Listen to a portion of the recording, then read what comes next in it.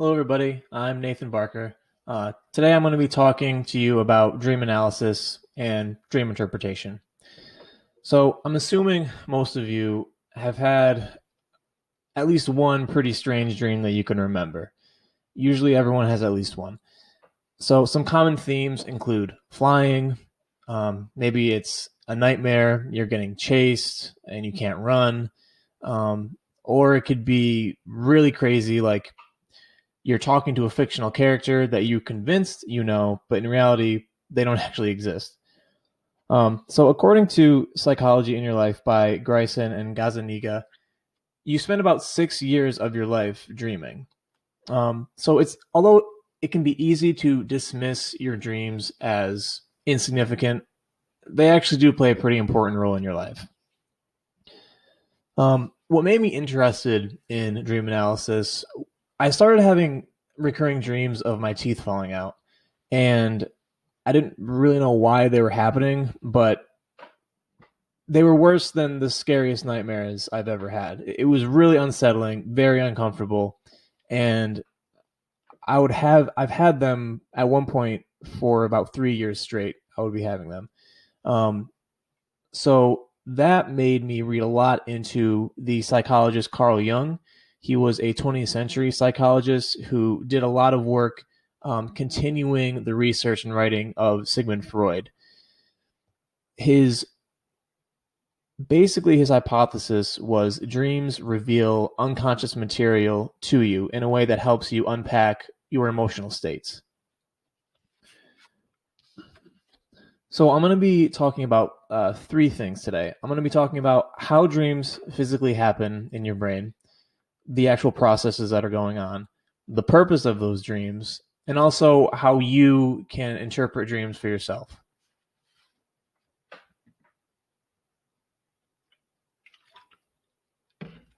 So, dreams are composed from multiple parts of your brain working together while you sleep. It's not just one area of your brain producing the dream, there's a lot of stuff going on. Dreams mostly happen in the REM stage of sleep. This is called the rapid eye movement stage. So, in a study conducted by Hobson in 2009, he was actually able to map out the specific areas that are active during this REM stage of sleep while you're dreaming. So, some really important parts of your brain that are active are the amygdala, which is responsible for producing your emotional states, producing your motivation. It also controls the reward center of your brain. And also the visual association areas, that's active as well. This most likely is a thing that produces the image, but there's a lot more to your dream than just the image. Some other areas that are active are your motor cortex and also your brainstem.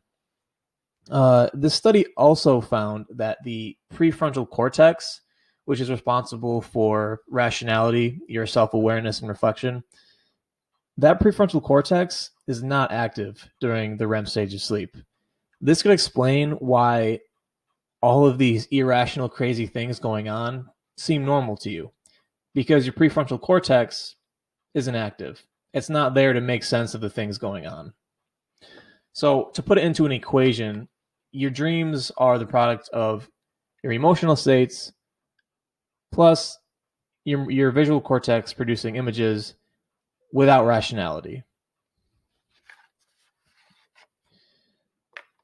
So, dreams do hopefully serve a biological function. In a study by Christina Marzano published in the Journal of Neuroscience, she found that memory plays an important role in the dream state. She found that the same mechanisms that are at play while you're consciously encoding and recalling memory are at play while you're dreaming. This plays in a little bit to Carl Jung's theory of the unconscious, how you're actually trying to recall things while you're dreaming to help make sense of it, to help process it.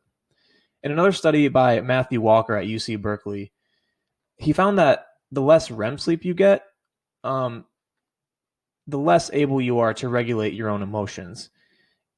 Most notably, only participants who had REM sleep were able to regulate their emotions better, but also recognize positive emotions easier and respond less to negative emotions like anger.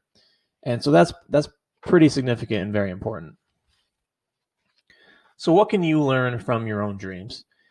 So according to Carl Jung, you first have to put the dream into context. This means that you have to get as much detail out of the dream as you can. The best way to do this, as soon as you wake up in the morning, write down your dream.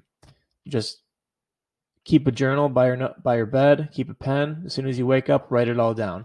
The very small details in the dream could actually mean a lot. So get as much down as you can. The first thing to do is write the emotional state that you feel. What you're actually feeling in the dream might be the most important way you can put the dream into context. Are you angry? Are you sad? Were you relieved? Were you embarrassed?